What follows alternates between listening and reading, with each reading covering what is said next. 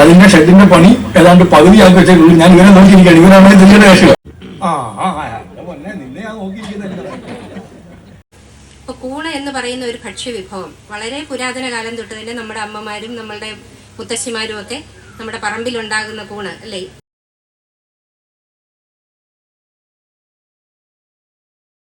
അപ്പൊ തിരുവനന്തപുരത്തെ പരിപാടികളൊക്കെ കഴിഞ്ഞ് ഞാനിതാ ആലപ്പുഴ ചേർത്തല എത്തിയിട്ടുണ്ട്. ഇവിടെ ഫുൾ കോമഡി ആയത്. നാളെ കോമഡിയല്ല, നാളെ സംഭവിക്കുന്ന നടക്കുന്ന പരിപാടി ആലോചിച്ചിട്ട് ഞാൻ ഇത്രയും പ്രതീക്ഷിച്ചില്ലായിരുന്നു. കാണണോ, വീടിന്റെ വീട് കണ്ടില്ലേ? ഇതാണ് വീട്, ഇന്ദുവേച്ചിന്റെ വീട്. ഞാൻ മുന്നേ സ്റ്റാറ്റസ് ഒക്കെ ഇട്ടിട്ടുണ്ടായിരുന്നു. നാളെ ഇവിടെ പരിപാടിയാണ്. കൂൺഗ്രാമം പദ്ധതി ബ്ലോക്ക് തല പ്രവർത്തന ഉദ്ഘാടനം, പഞ്ചായത്ത് തല കൂൺ കൃഷിക്കൂട്ടങ്ങളുടെ രൂപീകരണ പ്രഖ്യാപനം, കൂൺഗ്രാമം പദ്ധതി ലോഗോ പ്രകാശനം.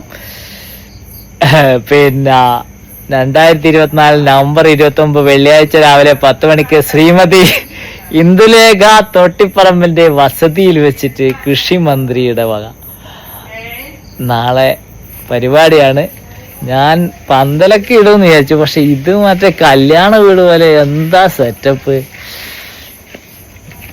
നാളെ രാവിലെയാണ് പരിപാടി. ഞാൻ കുറച്ച് ലേറ്റായി. വൈകുന്നേരമാണ് തിരുവനന്തപുരത്ത് നിന്ന് ഇറങ്ങിയത്. അത് കഴിഞ്ഞ് ട്രെയിൻ ഇറങ്ങി. ഉണ്ണിയേട്ടൻ കൂട്ടാൻ വന്നിട്ടുണ്ടായിരുന്നു.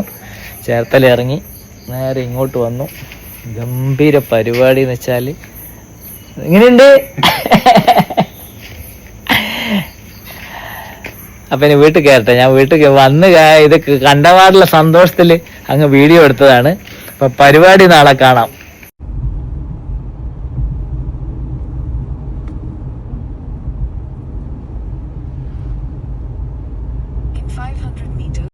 രാവിലെ തന്നെ ശ്രീകാന്തിനെ പിക്ക് ചെയ്യാൻ വേണ്ടി ചേർത്തല വന്നിട്ടുള്ളത്. ആശാൻ ഇവിടെ ചായ കുടിച്ച് നിൽക്കുന്നുണ്ട്, കണ്ടിട്ടില്ല. വിളിക്കാം നമുക്ക്.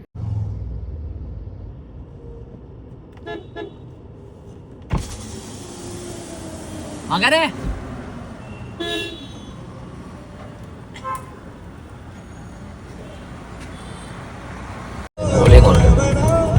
ഇന്നലെ വന്നപ്പോഴേ രാത്രി ആയതുകൊണ്ട് വീഡിയോ കറക്റ്റ് എടുക്കാൻ പറ്റിയില്ല. അല്ല, ഇന്നലെ കണ്ടപ്പോഴാണ് ഞാനും അറിയുന്നത് ഇങ്ങനെയൊക്കെയാണെന്ന്. കണ്ടോ,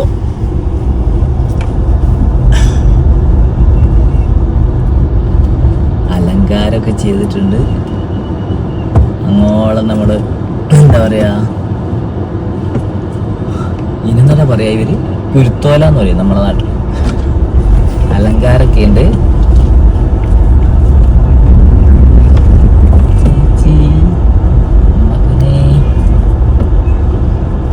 മകൻ വിട്ടുതരില്ല തന്നെയാ.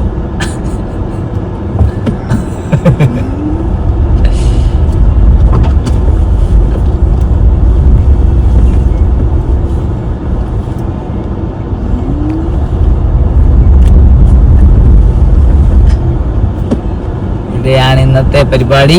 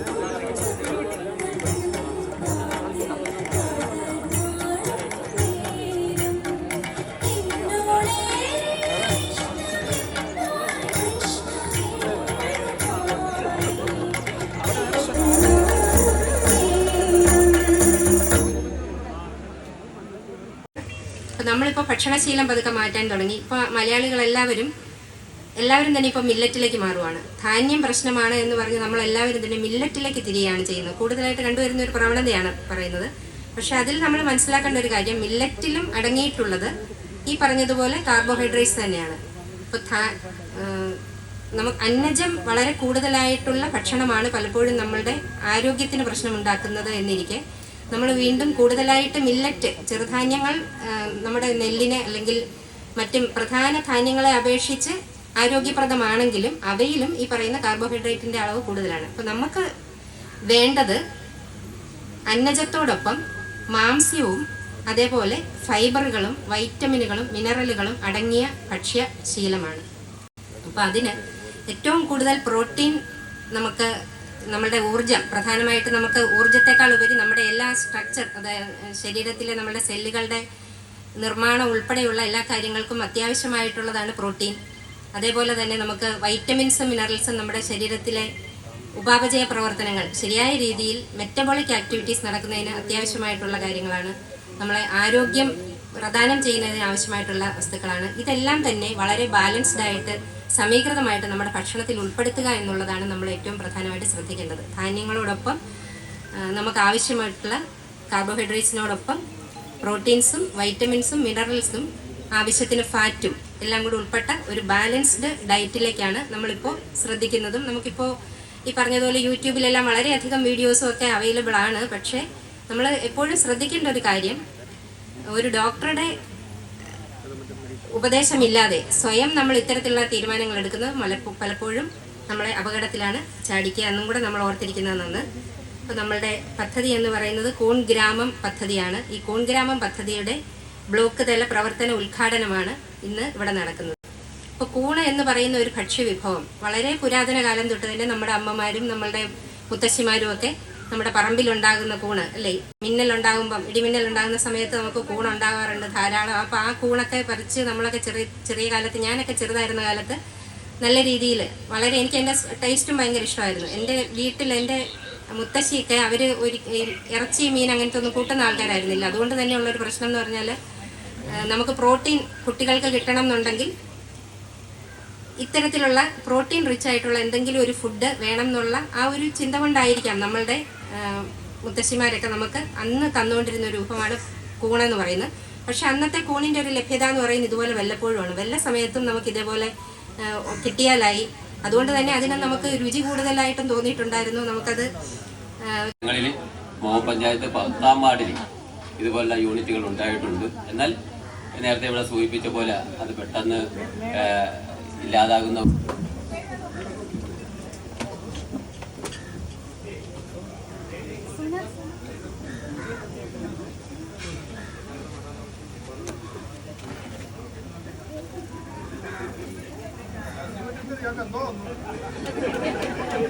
നമ്മളെ ആരെയും കാണണ്ട.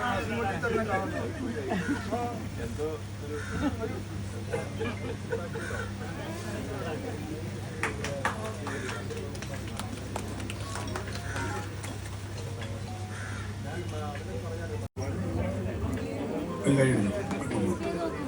നല്ലൊരു ഇടിയൊക്കെ വെട്ടി കഴിയുമ്പോഴത്തേക്ക് ചിലപ്പോൾ കൂണൊക്കെ തീർത്ത് വരും എന്ന് പറയും. ചിലതൊക്കെ വിഷക്കൂണുണ്ടാവും, അത് ആൾക്കാർ ഉപയോഗിക്കത്തില്ല. മറ്റു കൂൺ ഉപയോഗിക്കാൻ പറ്റുന്നല്ലോ ഉപയോഗിക്കുകയും നല്ല ഭക്ഷണങ്ങൾ ഉണ്ടാക്കുകയും ചെയ്യുക സ്വാഭാവികമായിരുന്നു. ഒരു കൃഷി എന്ന അടിസ്ഥാനത്തിൽ ഇത് മുമ്പോട്ട് കൊണ്ടുപോകാൻ കഴിയും എന്ന് ബോധ്യപ്പെട്ട് ചിലരെല്ലാം നല്ലവണ്ണം കൃഷിയിലേക്ക് നീങ്ങി. എനിക്ക് കൂൺ കൃഷിയുമായി ബന്ധപ്പെട്ട് ഒരുപാട് അനുഭവങ്ങൾ പറയാനുണ്ട്. എല്ലാം കൂടി ഞാൻ പറയുന്നില്ല. പല മീറ്റിങ്ങുകളിൽ ഞാൻ പറഞ്ഞിട്ടുള്ളത് ഞാൻ ആവർത്തിക്കുന്നുമില്ല. എങ്കിലും കൂൺ കൃഷിയുടെ പ്രാധാന്യം എല്ലാം തിരിച്ചറിഞ്ഞിട്ട് ഇതിനകത്ത് നല്ല വരുമാനം ഉണ്ടാക്കാൻ പറ്റുന്നൊരു പരിപാടിയാണ് ഇതെന്ന് ബോധ്യപ്പെട്ട് നമ്മുടെ കർഷകരോട് ഇക്കാര്യങ്ങൾ പറയുകയുണ്ടായി. ചിലരെങ്കിലും ധരിക്കും ഇത് വല്ല കാര്യമുള്ള കാര്യമാണോ, ഇങ്ങനെ ചെയ്യാൻ പറ്റുമോ? നമുക്ക് നല്ല വരുമാനം ലഭ്യമാകുന്ന ഒരു കൃഷിയാണ് കൂൺ കൃഷി. കൂണിൻ്റെ ഗുണമേന്മ ഇപ്പം എല്ലാത്തിനും ഗൂഗിളിലാണല്ലോ എല്ലാവരും സെർച്ച് ചെയ്യുന്നത്. നിങ്ങൾ തന്നെ ഗൂഗിളിൽ നോക്കൂ, കൂണിൻ്റെ ഗുണമേന്മ എന്തെല്ലാം ഉണ്ട് എന്ന് നമുക്ക് മനസ്സിലാവും. ഇത്രമേൽ മെച്ചപ്പെട്ട ഒരു ഭക്ഷണ സാധനം നമുക്ക് ലഭ്യമാവുകയില്ല വേറെ. ഇതിനധികം നമുക്ക് കീടനാശിനി വളപ്രയോഗങ്ങളൊന്നുമില്ല എന്നുള്ളത് കൊണ്ട് വിഷരഹിതമായ ഗുണമേന്മയുള്ള ഒരു ഭക്ഷണമായി കൂണിനെ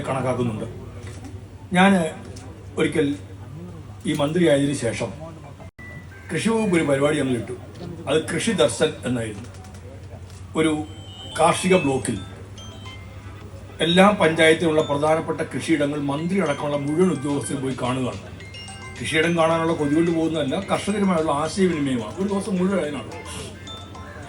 അവിടെ വെച്ച് എന്തെങ്കിലും തീരുമാനം എടുക്കേണ്ടതുണ്ടെങ്കിൽ തീരുമാനം എടുക്കാൻ വേണ്ടിയിട്ടാണ് കൃഷി വകുപ്പിലെ പ്രധാനപ്പെട്ട ഉദ്യോഗസ്ഥരെല്ലാം കൂടെ കൂട്ടിയത്. ഇന്ത്യയിൽ അങ്ങനെ ഒരു പരിപാടി ആദ്യമായിട്ടായിരുന്നു. ഒരു 3 ദിവസം നീണ്ടു നിൽക്കുന്ന പരിപാടിയാണ്. അങ്ങനെ പരിപാടി കൊണ്ട് എന്ത് ഗുണം എന്ന് ചോദിച്ചാൽ 4 കൃഷി ദർശനം നടത്തി കഴിഞ്ഞപ്പോൾ ഒല്ലൂര്, തലശ്ശേരി, ഹരിപ്പാട്, നെടുമങ്ങാട് ഈ 4 കൃഷി ദർശനം നടത്തി കഴിഞ്ഞപ്പോൾ 12 സർക്കാർ ഉത്തരവുകൾ കൃഷിയിടങ്ങളിൽ വെച്ചിറങ്ങി. നമുക്കൊരു ഉത്തരവിറങ്ങുന്നത് കൃഷി വകുപ്പിന്റെ ഉത്തരവിറങ്ങേണ്ടത് അല്ലെങ്കിൽ ഏത് വകുപ്പിന്റെ ഉത്തരവിറങ്ങുന്നത് ഡയറക്ടറേറ്റോ അല്ലെങ്കിൽ സെക്രട്ടേറിയറ്റ് ആണ് ഗവൺമെന്റ് ഉത്തരവ്, ജിഒ എന്ന് നമ്മൾ പറയാറുണ്ടല്ലോ. ഉത്തരവിറങ്ങുന്ന എല്ലാ സെക്രട്ടേറിയറ്റ് വിചാരിക്കും. മന്ത്രി ഉത്തരവിട്ടാൽ കൺസേൺഡ് വകുപ്പ് സെക്രട്ടറിക്ക് പോയി കഴിഞ്ഞാൽ അത് വകുപ്പ് സെക്രട്ടറി നോക്കിയിട്ട് അവരുടെ ഒരു ഉത്തരവിറങ്ങായിരിക്കും. അപ്പോൾ അതിന് ഒരു ഫയൽ ഒരുപാട് നടപടിക്രമങ്ങൾ ഉണ്ടാവും. ഈ നടപടിക്രമങ്ങളെല്ലാം കൃഷിയുടെ കാര്യത്തിൽ നമുക്ക് അപ്പോൾ ചെയ്യാൻ പറ്റുന്നതാണെങ്കിൽ അപ്പോൾ ചെയ്യണം. അതിനു വേണ്ടിയിട്ടാണ് ഒരു സംഘം ഉദ്യോഗസ്ഥന്മാരുമായിട്ട് ഞങ്ങൾ പോയത്. ഇപ്പോൾ ഡയറക്ടറുണ്ട്, സെക്രട്ടറി ഉണ്ട്, അഡീഷണൽ ഡയറക്ടർമാരും അഡീഷണൽ സെക്രട്ടറിമാരും താഴോട്ടുള്ളവരെല്ലാം ഉണ്ട്. ഇങ്ങനെ എല്ലാവരെയും ചേർത്ത് ഒരു നിവേദനം വന്നാൽ ആ നിവേദനത്തിൽ മന്ത്രി മാർക്ക് ചെയ്ത് കൊടുത്താൽ എല്ലാവരും കമ്പ്യൂട്ടർ ചെയ്യാമല്ലോ. അവിടെ ഇരുന്നപ്പോൾ ചെയ്യുക, ചെയ്തിട്ട് ഈ ഫയൽ അങ്ങോട്ടും ഇങ്ങോട്ടും എല്ലാം കമ്പ്യൂട്ടർ ഫയലായിട്ട് കൈമാറുന്നു, ഉത്തരവാക്കി പുറത്തിറക്കുന്നു. അങ്ങനെ കൃഷിയിടങ്ങളിൽ വെച്ച് ഞങ്ങൾ ഉത്തരവിറക്കി. 92,000 രൂപ കുറയത്തില്ല എന്ന് പറഞ്ഞു. ഒരു മാസം 92,000 രൂപ. കൃഷി വകുപ്പിൽ ഓഫീസർക്ക് അത് കിട്ടുന്നില്ല, മന്ത്രിക്ക് അത്രയും വരുമാനമില്ല, ശമ്പളമില്ല. മന്ത്രിയേക്കാൾ ശമ്പളം കൂടുതൽ കൃഷി വകുപ്പിൽ ജീവനക്കാർ കൊണ്ട് കേട്ടോ. ഞാൻ പറയാം, എത്ര ശമ്പളം തലമുറ ശമ്പളം 1,00,000 മേലെ എന്നാലും പറയട്ടെ. ആരും കടം ചോദിക്കുകയും CPI, CPM, കോൺഗ്രസ് ആരെല്ലാം ഉണ്ടാവാനും പിരിവിനും വരുന്നില്ല. എത്ര ഉണ്ട്? 1.35. സൂചിച്ചോ 1.24. കേട്ടല്ലോ. 1 താഴെയാ മന്ത്രിയുടെ ശമ്പളം. ശമ്പളമില്ല. മറ്റേ ഈ ശമ്പളം അത് 20,000 ബാക്കിയുള്ള ആനുകൂല്യം. അപ്പൊ നിങ്ങൾ ഈ ആനുകൂല്യം എല്ലാം കൂടെ ആകുമ്പോൾ അതിലും കൂടുതലുണ്ടല്ലോ എന്ന്. ഇല്ലല്ല ചേട്ടാ, എല്ലാ ആനുകൂല്യം കൂടെ ചേരുന്നത് ഇതിൽ താഴെയുള്ളൂ. അത് മതി, ജീവിക്കാനൊക്കെ അത് മതി, അതിന്റെ ആവശ്യമുള്ളൂ. പിന്നെ അതുകൊണ്ട് ഒരു മാസം 5 ലക്ഷം രൂപയിൽ കൂടുതൽ പരിപാടി. ഇത് എനിക്കിത് അറിയാവുന്നത് കൊണ്ട് ഞാൻ പറയുന്നതാണ്. ഇതിപ്പം കൂണ് നേരത്തെ ഒരു ചെറിയൊരു മസാലയൊക്കെ ചേർത്ത് കറി ഉണ്ടാക്കലാണ് ഞങ്ങളുടെ വീട്ടിൽ. എൻ്റെ അമ്മയ്ക്ക് ഉൾപ്പെടെ അറിയാവുന്നതാണ്. ഇപ്പൊ കൂൺ കട്ട്ലറ്റാണ് പിടിയിരിക്കുന്നത്. നല്ല ടേസ്റ്റാണ്. ഞാൻ ബാക്കി പറയുന്നില്ല. സ്വപ്ന അതിലിങ്ങനെ നോക്കിയിരിക്കുകയാണ്. 2 എണ്ണം കൊണ്ടുപോകുന്നറിയാം ഞങ്ങൾക്ക്. ഞാൻ പറഞ്ഞത് പിന്നെ ബലിക്കാക്ക നോക്കിയിരിക്കുന്നത് നോക്കി ഇങ്ങനെ ഇരിക്കുകയാണ്. വളരെ ടേസ്റ്റി ആയിട്ട് ഗുണമേന്മയുള്ള. ഞാൻ കഴിച്ച കൂൺ പായസം, കൂൺ കേക്ക്, കൂൺ ബിസ്ക്കറ്റ്, പിന്നെ കൂൺ കോഫി, കൂണിൻ്റെ പിന്നെ കൂണിൻ്റെ പിക്കിൾസ് ഉണ്ട്. നിങ്ങൾക്ക് ഈ വെജിറ്റേറിയൻ ചെല്ലൂ, ഈ പനീറും കൂണുമാണ് ഏറ്റവും കൂടുതൽ ആൾക്കാർ, ഈ കോളിഫ്ലവറോ മറ്റുള്ളതിനെക്കാട്ടിലും ഒക്കെ ഏറ്റവും കൂടുതൽ ആൾക്കാർ പ്രിഫറാണ്. അതായത് ഒരു കീടനാശിനി ഒന്നും ചെയ്യുന്നില്ല. അത്രമേൽ ഗുണമേന്മ ഡിമാൻഡ് ഉണ്ട്. ഉണ്ടാക്കിയാലും ഉണ്ട്. അപ്പോൾ നമുക്ക് നല്ല വരുമാനം കിട്ടും. എല്ലാവരുടെ കുറേ ചില കൃഷിക്കൂട്ടങ്ങൾ ഉണ്ടാവുക. ഇവിടെ ഇന്ദുലേഖയാണ്. ഇവിടെ ഇന്ദുലേഖയുടെ വീടാണ് ഇതിനു വേണ്ടി തെരഞ്ഞെടുത്തിരിക്കുന്നതെന്ന് പറഞ്ഞു. നല്ല വരുമാനം ഉണ്ടോ? ആയി വരുന്നതേ ഉള്ളൂ. 2 മാസം ആയതേ ഉള്ളൂ. വരുമാനത്തിന്റെ കാര്യം നസീമട്ടിത്തോട് പറയണ്ട. നമുക്ക് നല്ല വരുമാനത്തിലേക്ക് പറ്റും. സംസ്ഥാന ഈ തരത്തിൽ ഇവര് സോളനെല്ലാം പോയി ഇതെല്ലാം പഠിച്ചു വരുമ്പോൾ 5 ലക്ഷവും ഞാൻ 3 ചെറുപ്പക്കാരെ പരിചയപ്പെട്ടു. അവരുടെ തീരുമാനം കൊണ്ടേ കൊടുക്കുന്നുണ്ടോ? നിന്നെ ഞാൻ നോക്കിയിരിക്കുന്നില്ല. ഇയാളെ പരിചയപ്പെടണം കേട്ടോ. ഈ മാധ്യമങ്ങളൊക്കെ ഇവരെ നോക്കണം, നോട്ട് കിട്ടണം. ഇദ്ദേഹം നോക്കണം കേട്ടോ. വേറെ ആരാ വന്നേക്കുന്നത്? ശ്രീകാന്ത്. ആദം വന്നിട്ടില്ല. ഈ ചെറുപ്പക്കാരൻ ഇയാൾ കണ്ണൂർക്കാരനാണ്. മൊത്തം പേര് രാഹുൽ ഗോവിന്ദ്. ഈ രാഹുലും ശ്രീകാന്തും ആദവും ഈ 3 പേരെ ഞാൻ ഒരിക്കലും പരിചയപ്പെട്ടു. അപ്പൊ ഞാൻ ഈ രാഹുലിനോട് ചോദിച്ചു, എല്ലാവരോടും നമ്മൾ ചോദിക്കുന്നത് എത്ര വരുമാനമെന്ന്. ഇന്നുവരെയും 1 രൂപ പോലും പിരിവിന് അവരടുത്ത് ഞാൻ പോയിട്ടുമില്ലേ. ഇവരുടെ വരുമാനം അറിയുന്ന ഒരു സന്തോഷം കൊണ്ട് മാത്രം ചോദിക്കുന്നതാണ്. ഈ രാഹുൽ എന്തായിരുന്നു എന്ന് ചോദിച്ചാല്, രാഹുൽ മർച്ചന്റ് നേവിയിലായിരുന്നു. മർച്ചന്റ് നേവി എന്ന് പറഞ്ഞാൽ ശമ്പളം അറിയോ? ഭയങ്കര ശമ്പളമാണ് മർച്ചന്റ് നേവിയിൽ. മർച്ചന്റ് നേവിയിൽ കയറിയപ്പോൾ ഓഫീസറായിട്ട് കയറിയില്ലേ? കേഡറ്റായിട്ട് കയറി ജൂനിയർ ഓഫീസറായിരുന്നു. കേഡറ്റായിട്ട് കയറിയിട്ട് ജൂനിയർ ഓഫീസറായി. ജൂനിയർ ഓഫീസർക്ക് ഒരു എത്ര രൂപ ശമ്പളം ഉണ്ടാവുമായിരുന്നു?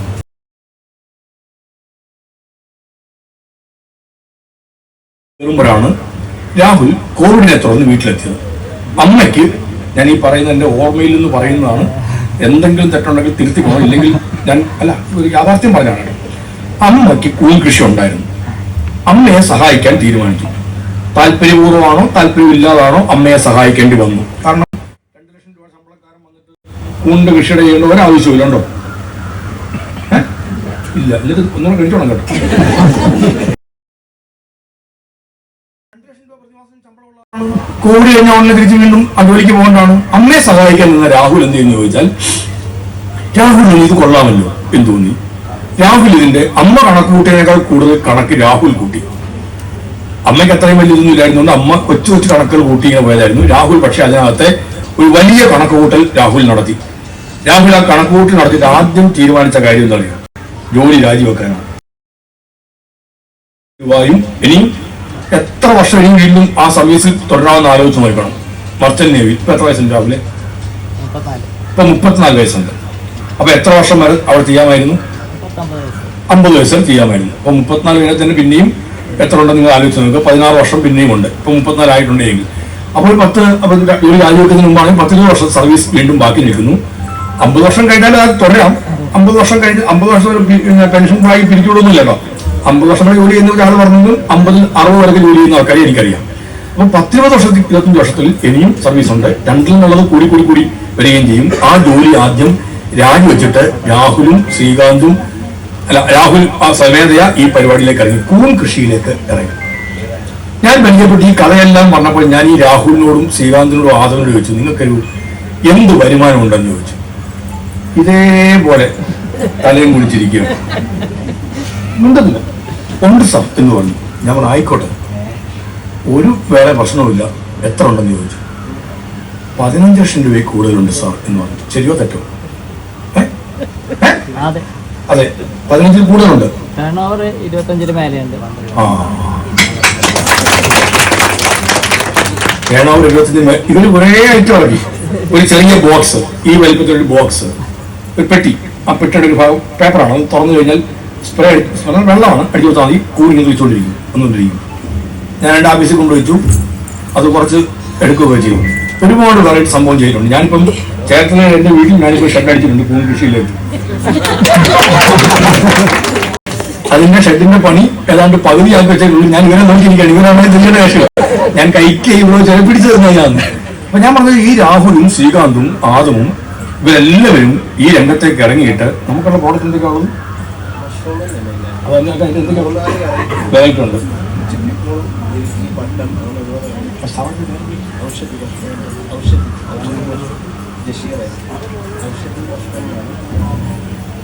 ഔഷധി മഷ്റൂം എന്ന് പറഞ്ഞ പേരിലാണ് ജഷീർ ഒരു സ്ഥാപനം തന്നെ തുടങ്ങിയിട്ടുണ്ട്.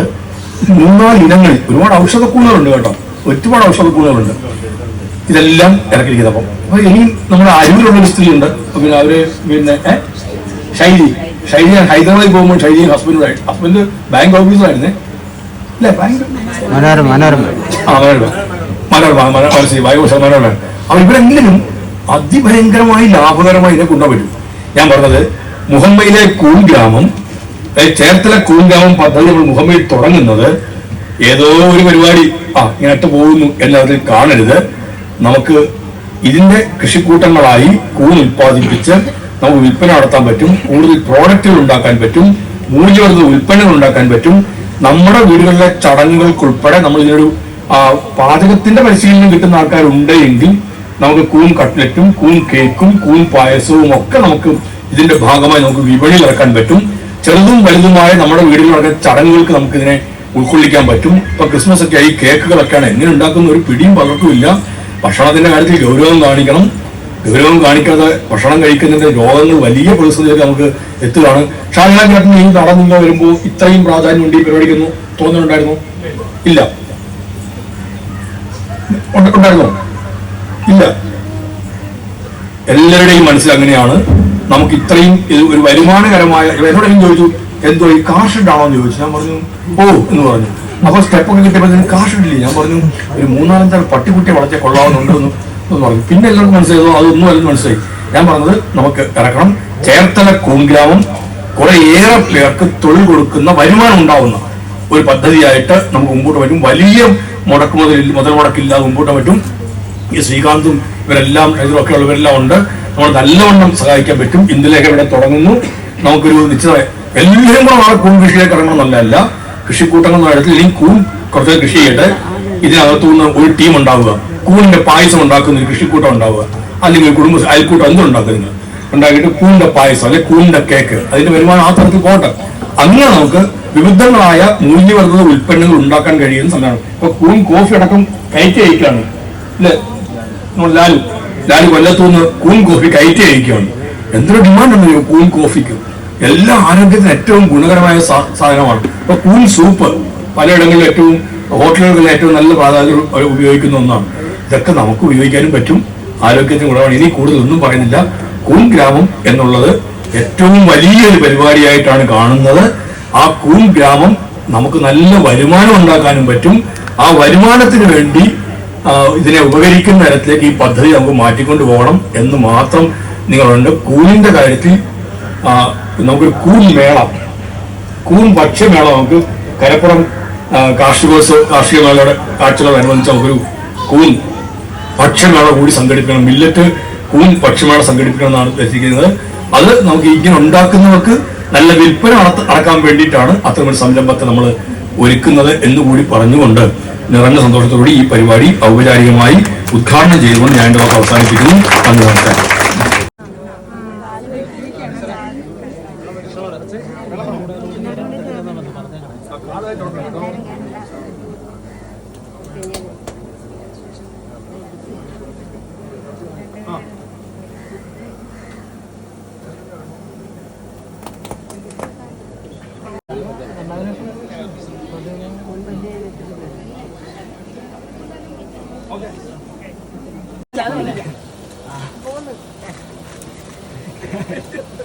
എന്തെല്ലാം പറഞ്ഞത് തിരിക്കുക അതിനെന്തെല്ലാം കഴുത്ത് നെരിക്കുന്നതിന് കൂട്ടൊക്കെ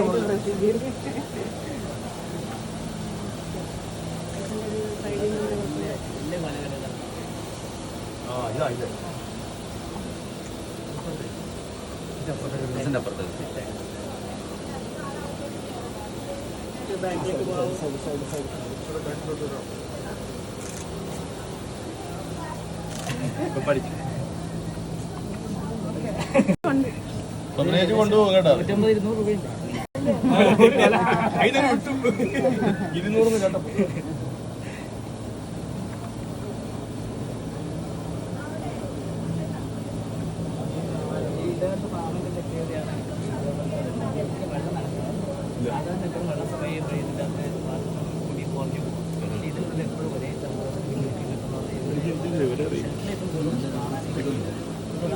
നമ്മുടെ കഥയൊക്കെ നിൽക്കട്ടെ, അല്ല അത് അതോടെ കിട്ടും. ബാക്കി എന്ത് റെഡിയാവും എന്ന് പറഞ്ഞു.